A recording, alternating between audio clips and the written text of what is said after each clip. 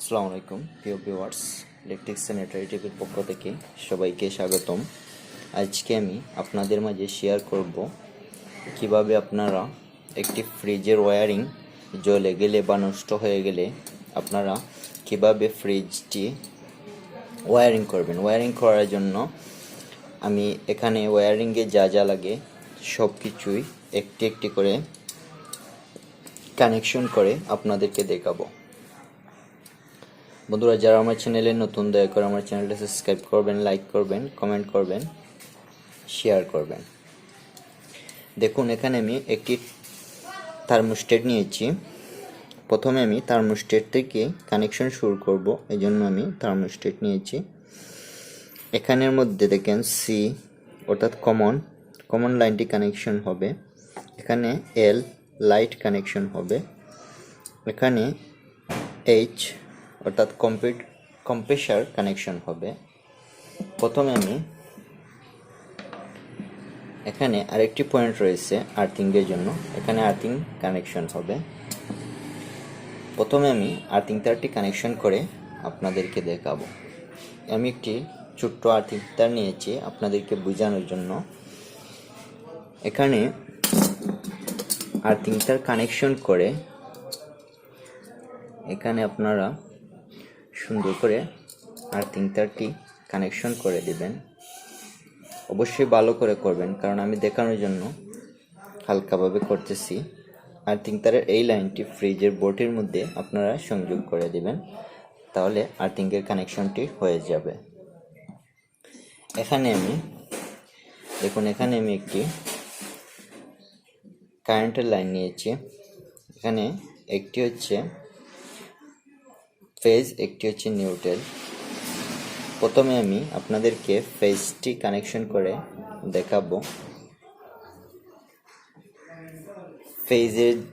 Phase থেকে এখন আমি এখানে যে সি কমন লেখা আছে, দেখুন বন্ধুরা, কমন লেখা আছে। কমনের মধ্যে এসি 220 ভোল্ট বা 240 ভোল্টের যে লাইনটি আছে, এই লাইনটি আপনারা সংযোগ করে দিবেন। দেখুন, সি কমনের মধ্যে এসি থেকে যে সরাসরি লাইনটি আসছে, এই লাইনটি আমি কমনের মধ্যে সংযোগ করে দিয়েছি। এখন আমি কম্প্রেসারের জন্য যে লাইনটি কানেকশন করব, এখানে আমি একটি ফেজের কালার লাল তার নিয়েছি। এখানে এইচ লেখা যে লাইনটি আছে, সেই লাইনের মধ্যে আমি কম্প্রেসারের যে ফেজ লাইনটি আছে, কম্প্রেসারের ফেজ লাইনটি আমি লাগিয়েছি।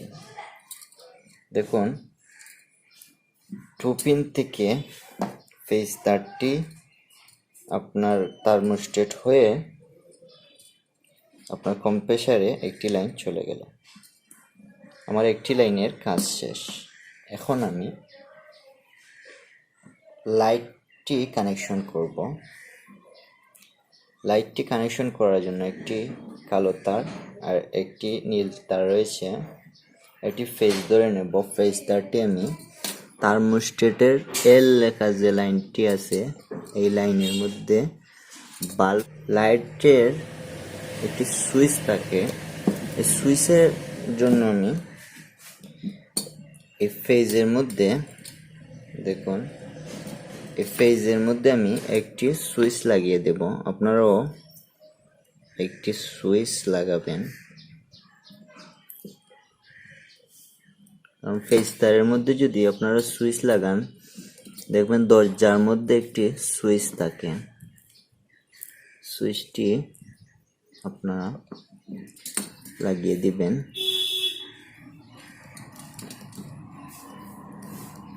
এটি হচ্ছে বাল্বের সুইচের কানেকশন। দেখুন, থার্মোস্ট্যাট থেকে সুইচ থেকে লাইটের মধ্যে লাইন। এখন আমি নিউট্রালটি আমি সরাসরি শর্ট করে দেব। তবে কম্প্রেসারে, নিউট্রাল থেকে কম্প্রেসারে যে লাইনটি যাবে লাইনটি দিতে হবে। এই জন্য আমি একটি কেবল রেখেছি। এটি হচ্ছে আমার নিউট্রাল লাইন কম্প্রেসারের জন্য। দেখুন আমার নিউট্রাল লাইনটিও সংযোগ হয়ে গেছে। এখানে নিউট্রালের মধ্যে আপনারা রিলেটি কানেকশন করবেন। আমি রিলেটি কানেকশন করলাম। ফেজ তারের মধ্যে আপনারা ওভারলোডটি কানেকশন করবেন। দেখুন বন্ধুরা, আমার কানেকশনটি 2 পিন চকের থেকে একটি ফেজ থার্মোস্টেট হয়ে আপনার ওভারলোডে চলে গেছে। নিউট্রালটি আপনার রিলের মধ্যে চলে গেছে।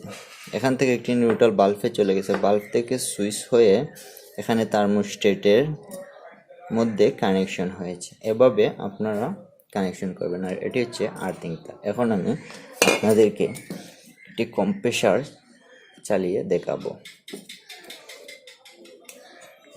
যে আমার লাইনটি অ্যাকুরেট হয়েছে কিনা তা বোঝানোর জন্য আমি একটি কম্প্রেসার নিয়েছি। কম্প্রেসারটি আমি চালিয়ে আপনাদেরকে দেখাবো।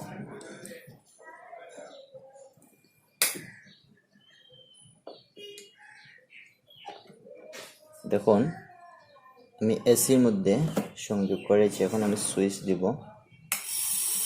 দেখুন আমার কম্প্রেসারটি চলতেছে এবং একটা লাইটের সুইচ, লাইটটি অফ করলে অফ হচ্ছে, অন করলে অন হচ্ছে। এটি ডোরের মধ্যে যে সুইচ থাকে এই সুইচের মধ্যে কানেকশন হবে। এভাবে আপনারা ফ্রিজের ওয়্যার কানেকশন করবেন। ভালো থাকবেন, সুস্থ থাকবেন। দেখা হবে পরবর্তী কোনো ভিডিওতে। ধন্যবাদ সবাইকে। আসসালামু আলাইকুম।